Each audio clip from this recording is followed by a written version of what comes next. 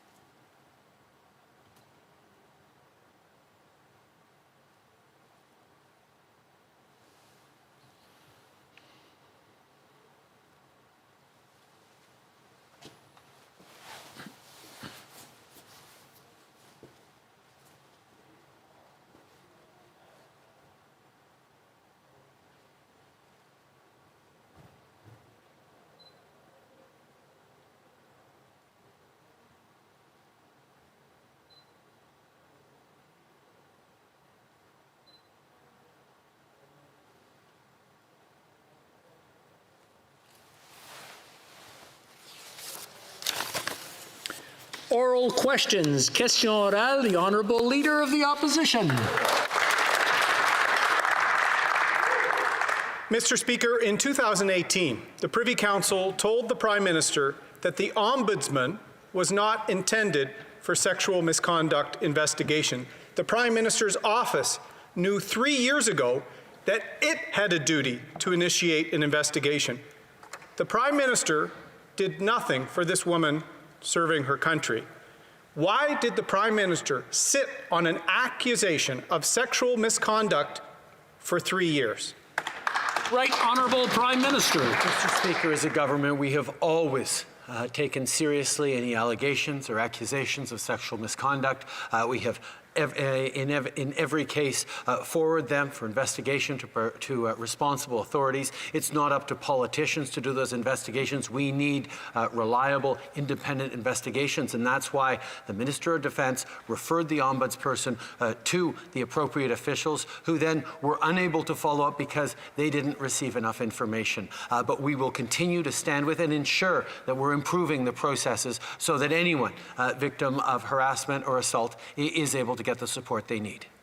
Honourable Leader of the Opposition. Mr. Speaker, when the allegations against the Chief of Defence Staff first surfaced, the Prime Minister claimed he was not aware of the allegations. Yesterday, the Prime Minister revealed he was aware, but not about the specifics of the allegations. He just told the House that he takes all allegations of sexual misconduct seriously, yet he did nothing for 3 years, Mr. Speaker. The women of our Canadian Armed Forces are looking for leadership. Will the Prime Minister accept responsibility for his delay in acting on their behalf? The Right Honourable Prime Minister. Mr. Speaker, throughout my time in politics as a party and as a leader, we have always taken seriously any allegations and accusations and ensured that they were followed up on appropriately. That is what happened in this case. The Minister of National Defence instructed the ombudsperson to go to the appropriate independent authorities to be able to follow up on those issues, and that is something my office was aware of, that the Minister encouraged the ombudsperson to go bring the allegations to the appropriate authorities. That is how we need to make sure that proper steps and processes are followed and that everyone is taken seriously. Honourable Leader of the Opposition. Speaker, those are improper steps. 3 years ago, the Prime Minister was told by the Privy Council, by his office, that the Ombudsman was not the appropriate figure to investigate sexual misconduct allegations. It was up to his Minister of Defence or himself. Those are the two leaders that men and women in the Canadian Armed Forces are looking to for leadership. Both of them failed in this instance. Will the Prime Minister stand in this House and acknowledge they failed this woman serving her country? The Right Honourable Prime Minister. Mr. Speaker, supporting the women and men who choose to serve in the armed forces is a priority for this government, as it has been for all governments. We have moved forward in significantly strengthening measures to support survivors of sexual assault and create more processes so that they don't have to face sexual assault in their workplace or in their service. It is not for the Prime Minister or the Minister of Defense to investigate allegations. It is for us to ensure that they are appropriately followed up on by the authorities, by the independent investigators. That is what was done in this case. Honourable Leader of the Opposition. Mr. Speaker, creating a 4-month interval between the first and second doses of the Pfizer vaccine means the government is now advising an off-label use of the vaccine schedule. Could promoting an off-label use of the vaccine have contractual obligations for Canada's deal with Pfizer? The Right Honourable Prime Minister. Mr. Speaker, it is not to politicians to make recommendations on usage of vaccines or intervals. It is for experts that Canada turns to, like the National Advisory Council on Immunization, to make the recommendations that will keep the largest numbers of Canadians safe. We have experts and authorities who have analyzed these vaccines, determined them to be safe and effective, and that's how Canadians can have confidence in the vaccine steps going forward. We will always defer to experts and scientists when it comes to Canadians' health. The Honourable Leader of the Opposition. Monsieur le Président. Mr. Speaker, there are 4 months between the first vaccine and the second vaccine, and this is really creating a lot of anxiety. Now, clearly, there's no timeline for the vaccine, so can the Prime Minister tell us what the consequence will be of having this 4-month delay in our contracts with Pfizer? Mr. Speaker, the vaccines approved in Canada are safe and effective. The NACI issued directives for the provinces and territories concerning the administration of vaccines that have been authorized for use in Canada. In order to optimize the vaccines across the country and minimize serious consequences of COVID-19, we will always, on this side of the House, trust our experts and scientists when it comes to the health and safety of Canadians. L'Honourable The Honourable Member for Belleuil-Chambly. Thank you, Mr. Speaker. Today we commemorate the anniversary of the pandemic, and so perhaps it would be time to give some real meaning to the day. Perhaps we should set partisanship aside and simply, like Quebec and all of the other provinces have asked for, have a budget tabled. We're asking for an increase in the health transfers immediately and unconditionally. The Right Honourable Prime Minister. Mr. Speaker, all levels of government work together to protect Canadians against COVID-19. As part of our federal response to the pandemic, we gave provinces and territories $19 billion through the recovery plan. That is in addition to $40 billion every year that we've been giving to the provinces and territories. And as I said, once the temporary needs of this crisis have ended, we will be there to increase the health transfers in coming years. The Honourable Member for Belleuil-Chambly. And yet, that's not what all of the provinces, including Quebec, have been asking for unanimously. It's not about what the government is doing here. What we need to do is give real meaning to today. We need to take care of vulnerable people psychologically, physically, rather than talking about age discrimination when this government claims to be against all discrimination. Now, wouldn't it be time for the government to say, yes, we're going to increase old age security for everyone starting at age 65? The Right Honourable Prime Minister. Mr. Speaker, protecting our seniors has always been at the heart of what this government does.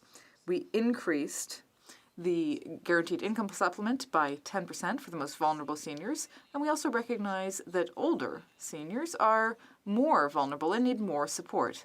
That's why we promised to increase OAS by 10% for seniors 75 and up, because they have higher needs than some of the younger seniors. At every step, we will be there for seniors, as we always have been, and we will continue to support them during the pandemic and beyond, including by ensuring that long-term care homes meet high quality standards. The Honourable Member for Rosemont-la-Petite-Patrie. When it comes to the military sexual misconduct scandal and the Liberals' attempt to cover it up, it seems that nothing endures but change, because their version of events keeps changing. Every day we learn more about the Prime Minister's inability to act on these serious allegations against General Vance. What will we find out today or tomorrow? Well, we don't know, but what we do know is that the Liberals have failed victims in the military. Can the Prime Minister promise us that he will be transparent and finally reform this scandal-ridden institution? The Right Honourable Prime Minister. Mr. Speaker, we recognize that there were serious shortcomings in terms of protecting victims and survivors of sexual assault within the military, and as well as within the RCMP and Correctional Services Canada. As a country, we need to do better to support survivors and give all of the resources to victims or anyone who wants to come forward with a complaint. We also need to transform the culture of these institutions to make sure that this simply doesn't happen again. Member for London Fanshawe. Our armed forces have a well-documented sexualized culture, which the Liberals promised to address in 2018. Since then, the Prime Minister has not only taken no real action to address this problem, he has actively ignored the issue.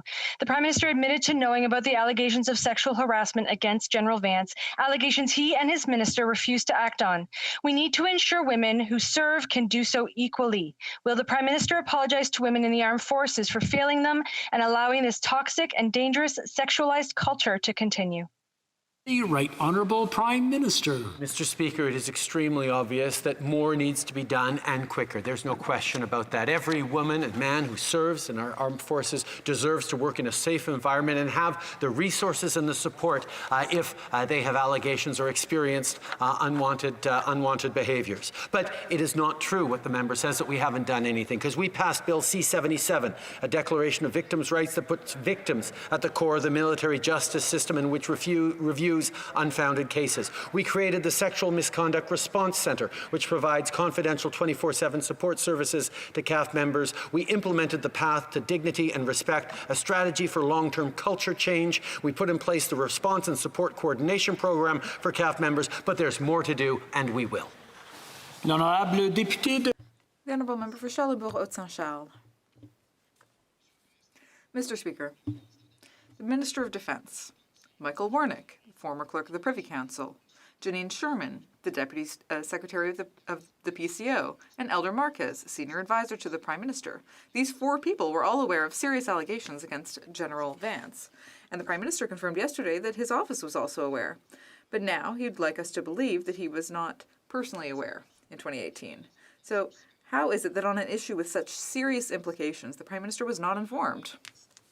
The Honourable Minister, rather.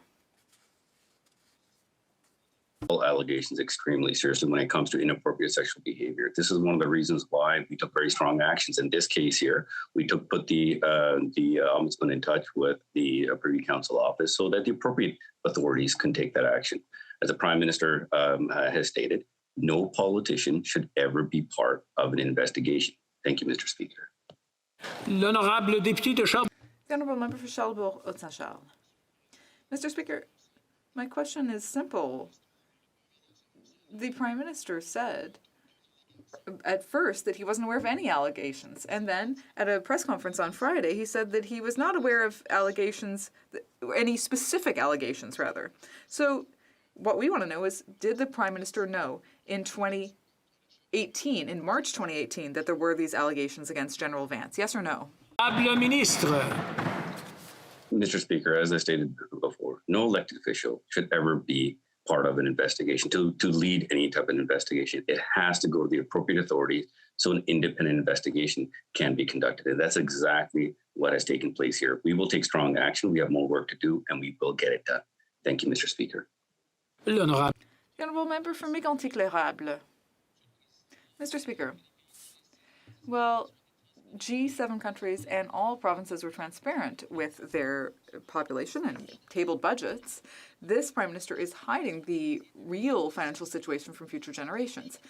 Now, if a family goes to the credit union and refuses to disclose their financial situation when asking for a loan, they'll be turned down. But the problem is that this government is also the bank, and this Prime Minister thinks that budgets balance themselves. When will this government finally deign to deliver a budget to Canadians? The Honourable Minister. Monsieur le Président. Mr. Speaker, the federal government continues to evaluate the economic impact of regional lockdowns, the emergence of new viral variants, and vaccine distribution. We want to thank all Canadians for their contributions to the pre-budget consultations. The date of the budget will be announced in due time. The Honourable Member for Mégantic-L'Érable. Mr. Speaker, it's completely unacceptable that this government hasn't presented a budget in over 700 days. Canada is the only G7 country that didn't table a budget last year, and this delay has become the longest delay in Canadian history. I'm concerned by the Minister of Finance's claim that the next budget is going to be the most significant one of our lifetime. Does that mean that she will be remembered as the person who ruined millions of Canadians because they didn't have a real economic plan? When will we see a real budget? A date, please. The Honourable Deputy Prime Minister. Mr. Speaker, I want to underscore three things. First of all, we received an extraordinary response from Canadians during the pre-budget consultations, and I want to thank all Canadians who participated in that process. Secondly, if the Conservatives truly want to support Canadians, and Canadians do need support during this crisis, then they will need to support Bill C-14. That is a real action that they can take to support our country. Member for Carleton. Yesterday, when I asked about the 850,000 Canadians who've lost their jobs, giving Canada the highest unemployment rate in the G7, the Prime Minister told a childish joke, and he sat down and smirked. He should know that for every 1 percentage point increase in unemployment, we get a 2 percentage point increase in suicides. This is people's lives at stake. They want to know how they're going to pay the bills. We have the worst job record in the G7. Will we get a plan for paychecks, or is the Prime Minister just going to sit there and smirk? The Honourable Minister. Mr. Speaker, let me first correct the record and point out that at 64.3%, Canada has a higher labour force participation rate than Germany at 56.1%, the United States at 61.3%, and Japan at 62%. And let me also say this. I absolutely believe that every Canadian who is unemployed is facing a personal tragedy. And that is why our government has done and will continue to do whatever it takes to support Canadians. Member for Carleton.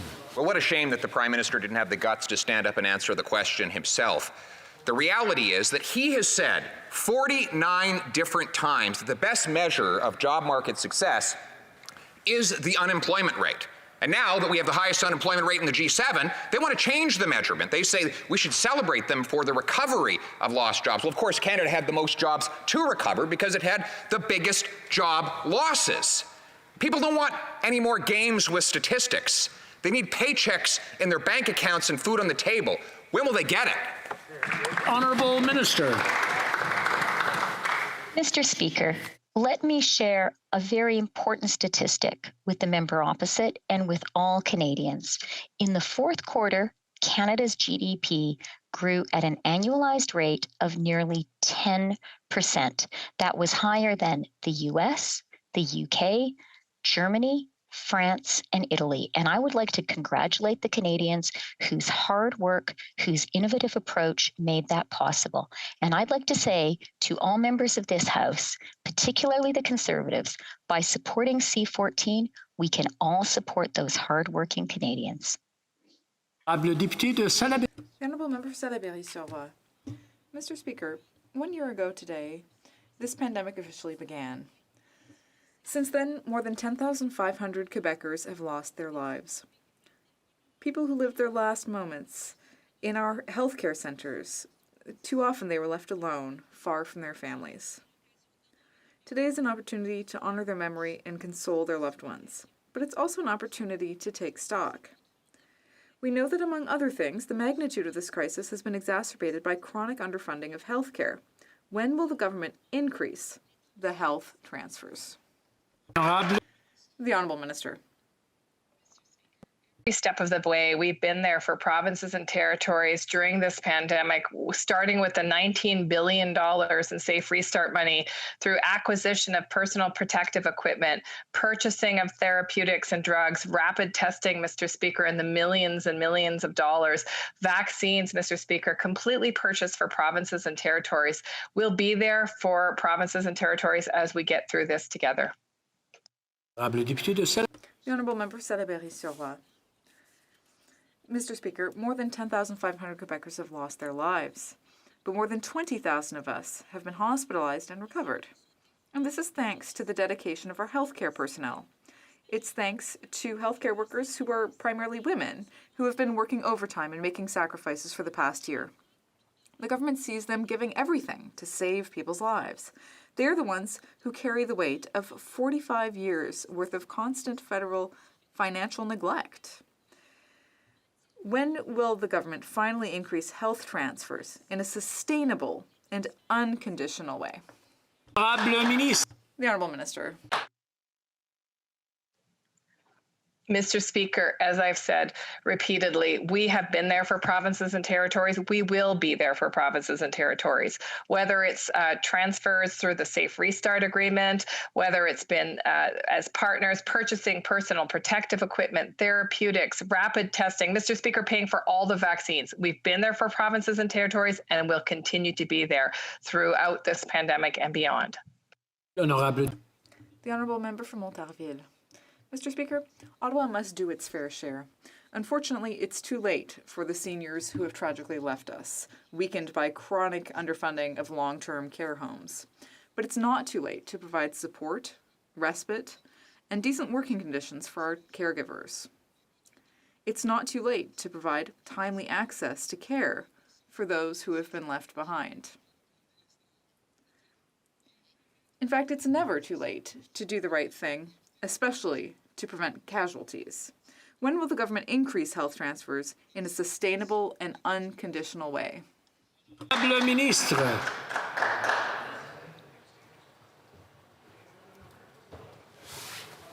Mr. Speaker, let me first start by saying that we share the grief and the sadness of the many lives that have been lost to COVID-19, and we share the commitment to strengthening standards for long-term care. We know that there is a lot of work to do with provinces and territories to support them in their obligations and their responsibilities to provide quality care to seniors, no matter which province they live in. We'll be there for provinces and territories to ensure that no matter where a senior lives, they have dignity and safety in their lives. The Honourable Member for Calgary Nose Hill.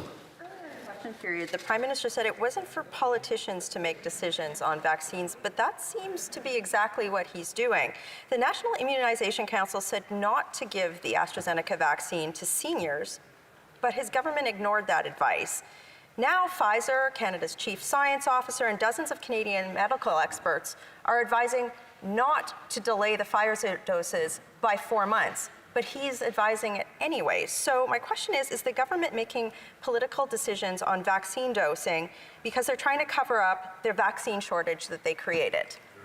The Honourable Minister. Thank Thank you, Mr. Speaker. And within that question, it appears that the member perhaps doesn't understand that the federal government does not provide health care directly to Canadians. In fact, what we do is provide support to provinces and territories to deliver on their health care responsibilities. Furthermore, NACI, the National Advisory Committee on Immunization, is an independent organization comprised of scientists and researchers who study the evidence, who study the recommendations, and then make recommendations of their own that the provinces and territories can choose to follow. Honourable member for Calgary Nose Hill. Well, the minister is the Minister of Health, and these organizations report into her. And I know if I was in her role, I would be asking why there's conflicting advice on all of these dosing decisions and vaccine delivery schedules. I think that that's something that's pretty important for the Canadians to understand. Even the president of Pfizer said that the differences in these opinions could lead to vaccine hesitancy and concerns about taking the vaccines. So why isn't the minister doing her job and putting a structure in place that would actually provide clarity for Canadians? Honourable Minister. Well, thank you, Mr. Speaker. And perhaps the member doesn't realize that Health Canada's role is actually to approve a drug or a vaccine in this case, based on the review of the science and evidence that the pharmaceutical company presents. And NACI's role is to make recommendations about how best to use vaccines that come onto the market in Canada. That is exactly what they've done. They are the experts and scientists, and this government believes in following the research and science as it is determined by those experts. Member for Calgary Nose Hill. Interesting, because Pfizer, the company that would put input into the review process, said no dice on the 4-month interval. Nope, we don't think that's good. And in fact, NACI didn't even contact the drug manufacturer for data on the dosing interval. So I kind of think that the minister perhaps isn't doing her job here. There's a lot at stake. Canadians need clarity and certainty on this type of information so that this government isn't causing vaccine hesitancy. Why can't the minister do anything right? The Honourable Minister. Well, putting aside the personal attack, Mr. Speaker, what I will say is that it is very important for politicians to follow research, science, and evidence. And that's exactly what's happening in her province, Mr. Speaker, through the Special Advisory Committee and with Dr. Hinshaw. In fact, the province of Alberta has accepted NACI's recommendations, and many others have. This is a decision that is best left with scientists, researchers, and the doctors who will make those dosing decisions. The Honourable Member for New Westminster, Burnaby. Canadians have really struggled during this demanding and deadly pandemic year. But Canada's billionaires have added over $60 billion to their wealth so far during the pandemic. We learned this morning from the CCPA that a minimum wealth tax would raise over $10 billion a year to meet Canadians' needs. And 80% of Canadians support this measure. While so many Canadians suffer, why won't the Prime Minister force billionaires to pay their fair share? And why is he so opposed to a wealth tax? The Honourable Minister. I would like to thank the member opposite or virtually opposite for the question and for his sincere concern for the Canadians who are hardest hit by this COVID recession. And let me assure the member virtually opposite that our government absolutely does believe, as we said in the fall economic statement, that there are some additional tax measures we need to put in place. We think that now in particular is the time for the international digital giants to pay their fair share. This crisis has shown all of us how dependent we are on the virtual space, and it's time for the international companies to pay their share. The Honourable Member for Windsor West. In February, I warned this government cross-border tax consequences of essential workers being told to work from home in Canada. Now these workers could owe tens of thousands of dollars in taxes in Canada on top of the taxes they are already paying in the United States. U.S. tax problems are a historical issue for Windsor, Tecumseh, and Essex caused by the Liberal government's mismanagement. To the Prime Minister, will his government fix this problem by the end of March before the U.S. tax deadline, and will he ensure workers are not punished for following his advice? The Honourable Minister. I would like to thank the member opposite for that really important question. And let me also thank every single Canadian, whether they live in Windsor or anywhere else, for following the essential advice from public health authorities to stay home when we can, to protect ourselves and protect our neighbors. When it comes to the tax implications of that decision, particularly for people who live and work across the border, that's something that we are looking at carefully. And again, I thank the member for raising that important issue. The Honourable Member for Surrey Centre. Thank you, Mr. Speaker. Small businesses in Surrey Centre and across Canada are wondering how the reference period for eligibility for the emergency rent subsidy, wage subsidy, and emergency business account will be impacted in 2021. Many SMEs experienced dramatic losses in profit in 2020 and wonder how this will impact their eligibility for support in the upcoming periods of March 14th to June 5th. Can the minister please update the House on how our government will address the eligibility of these essential business support programs in the coming months? Honourable Minister. Thank you, Mr. Speaker, and thank you to the member for Surrey Centre for his strong advocacy. From the beginning of this pandemic, we have been clear with Canadians. We are there for you now, and we will be through our recovery. Just last week, we announced the government intends to extend the current rate structures for the Canada Emergency Wage Subsidy and the Canada Emergency Rent Subsidy to June 5th. The subsidy rates will remain the same, and the lockdown support will continue to be there to provide additional support to hard-hit businesses with rent support of up to 90%. Workers and businesses have showed incredible resilience over the past year, and we will continue to be there for them. Thank you, Mr. Speaker. The Honourable Member for Desnette, Mississippi, Churchill River. Mr. Speaker, when the Prime Minister made election promises in 2015 and then again in 2019 to eliminate all long-term drinking water advisories in First Nations communities, he was glad to stand in front of cameras and microphones. As we have seen too many times recently, when the plan falls apart, the Prime Minister suddenly gets camera shy. Making promises that you cannot keep is not a good way to build trust in a relationship that badly needs more of it. Mr. Speaker, does the minister regret the Prime Minister's broken promise? Honourable Minister. Mr. Speaker, I appreciate that the member opposite was not part of the government that created this problem in the first place, but I do appreciate his earnest question. In 2015, we made a clear promise to all First Nations and Canadians to end the unacceptable long-term drinking water advisories affecting First Nations and communities. At that time, there were 105. We just yesterday celebrated the 100th and the 101st lift. We're getting there, Mr. Speaker. We have invested in $1.5 billion additionally to get there in November, as the member well knows, and we look forward to keep lifting them as the days go on. Thank you. The Honourable Member for Desnette, Mississippi, Churchill River. Mr. Speaker, the minister likes to talk a lot about numbers and the advisories lifted, but let's talk about some other numbers. In last week's Auditor's General Report, there's clear identification of this government's failure in the past 6 years. In those 6 years, over 50 long-term advisories were added. Over 1,200 short-term advisories were added. 20% of the long-term advisories that were lifted were done so by temporary measures. We're talking about a systematic failure, Mr. Speaker. Does the minister believe that a new website will make up for the trust lost by the Prime Minister's broken promise? Minister.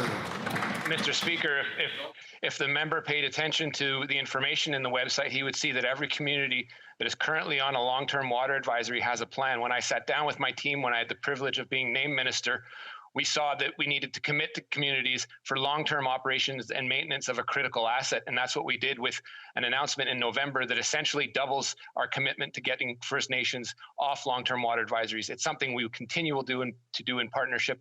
And I would note to the member opposite that of those communities that are on long-term water advisories that have been so for over 10 years, half of them are now producing clean water, and the rest will come very soon. The Honourable Member for Calgary, Midnapore. Mr. Speaker, yesterday this government had their opportunity to show their support to the tens of thousands of airline workers who have lost their jobs by supporting our Opposition Day motion. But instead, they decided to vote against it and turn their backs on the tens of thousands of workers. Mr. Speaker, we've been in this pandemic for a year now. When will we see a plan for the airline sector from this government? Honourable Minister. Mr. Speaker, we will never turn our back on the aviation sector and its workers. As a member of Parliament from Mississauga, many workers of the aviation sector live in my riding, and I have been speaking with them, and I understand the level of anxiety and concerns they have.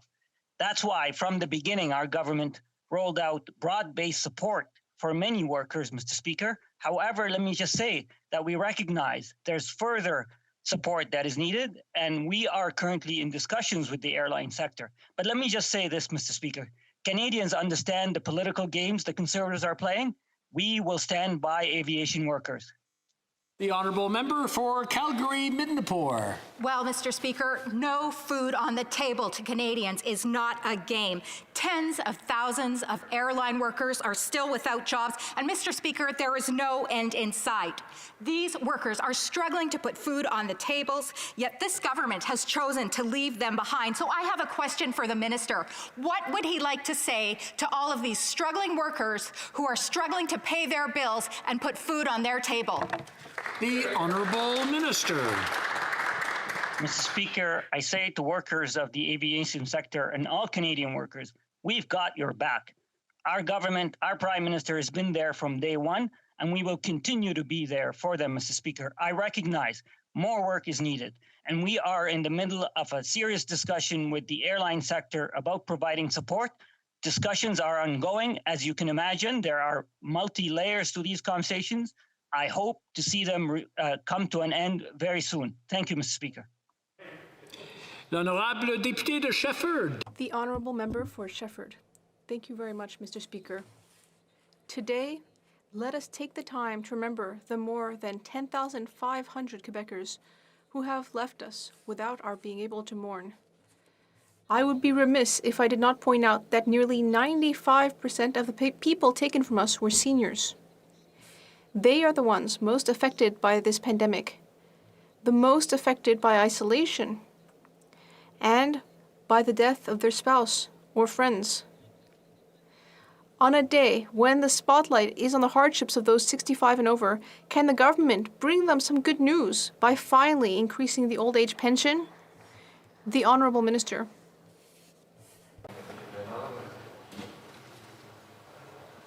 Thank you very much, Mr. Speaker. For many months, we have been providing support for seniors through tax-free payments and enhanced community supports. While the government remains committed to implementing the policies as reaffirmed in the throne speech at this time, as all of you know, we are focused on managing the COVID-19 public health crisis. We have provided financial support to seniors 65 and above with greater support for the most vulnerable. Seniors can be assured that our government will continue to be there for them. L'Honourable Député de Shefford. The Honourable Member for Shefford. Mr. Speaker, the government needs to support all seniors starting at age 65, not separate seniors into two classes starting at age 75. It's just as hard to lose your spouse to COVID at 74 as it is at 76. It's just as hard to have to not see your grandchildren at 74 as it is at 76. It is just as difficult to live in total isolation at 74 as it is at 76. Creating two classes of seniors like this is creating two kinds of sacrifice, two classes of suffering. Why doesn't the government announce a pension increase for everyone over 65? The Honourable Minister. Mr. Speaker, we definitely recognize the challenges that seniors have been facing across the country during this pandemic and the sacrifices that they've been making. We also recognize that older seniors have different needs. They are more likely to outlive their savings, have disabilities, be unable to work, be widowed, All the while, their healthcare costs are rising. 57% are women, 4 in 10 are widows, 59% have incomes below $30,000. Our plan will help address these pressures by increasing old age security by 10% for seniors aged 75 and up. We will always be there to support seniors. The Honourable Member for Bow River. Thank you, Mr. Speaker. With irrigation districts 13 in Alberta, 5 in the riding of Bow River alone, these districts are a critical part of the Canadian agricultural industry. Yet the carbon tax and the clean fuel standards is hurting the operations and affecting the economies of the rural communities. With carbon tax ballooning 500%, this tax amounts to millions of dollars.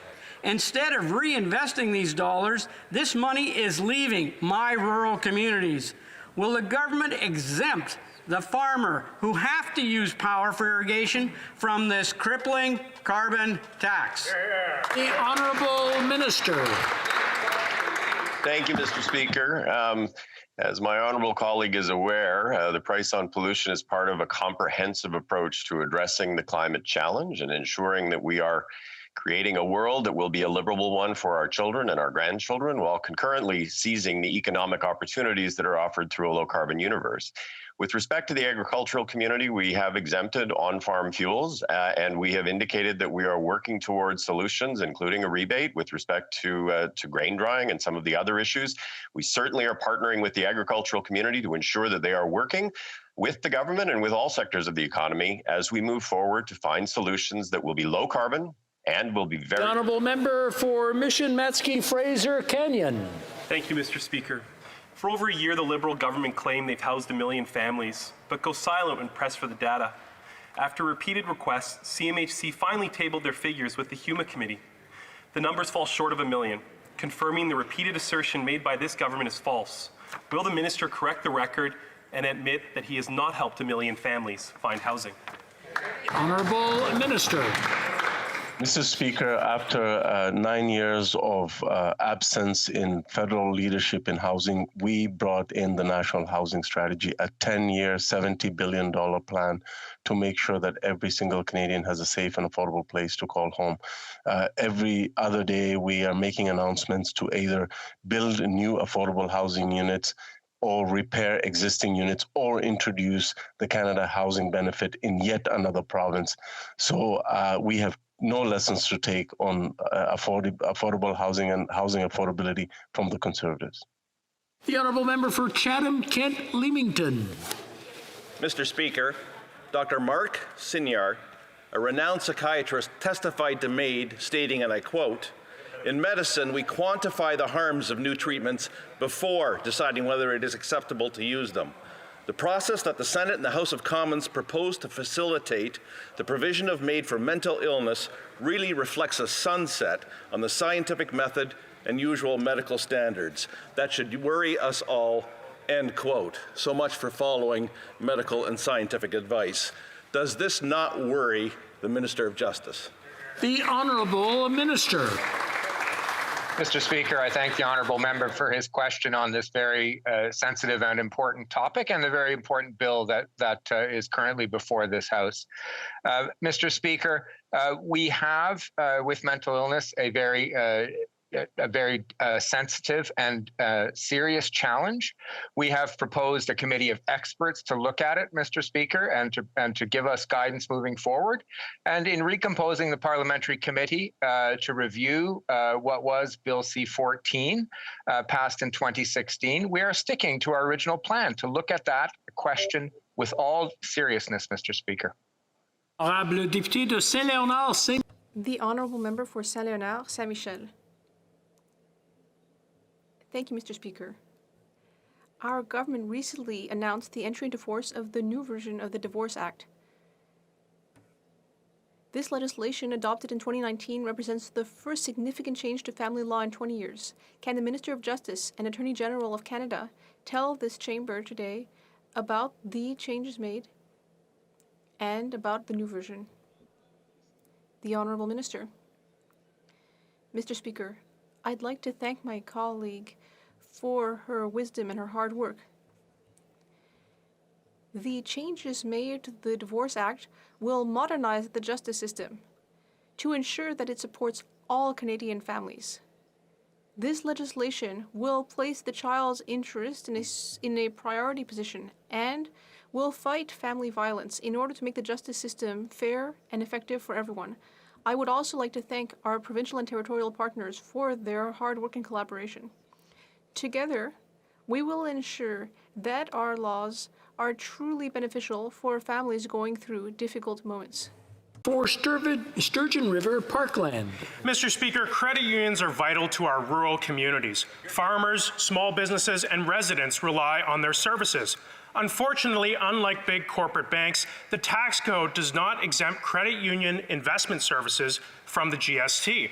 Rural Canadians who use credit unions have just as much right to access sales tax-free investment services as those who use the big banks. So will this government take action to treat credit unions and the rural Canadians that use them equally? The Honourable Minister.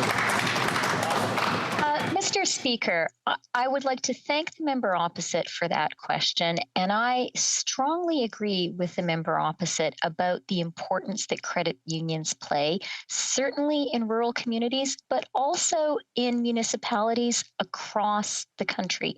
Credit unions are an essential part of the Canadian economy. They're an essential part of Canadian communities, and I'm very glad to hear the member offering suggestions on how we can allow credit unions to do an even better job serving their members. The Honourable Member for Kenora. Mr. Speaker, Conservatives support common sense measures to stop gun violence.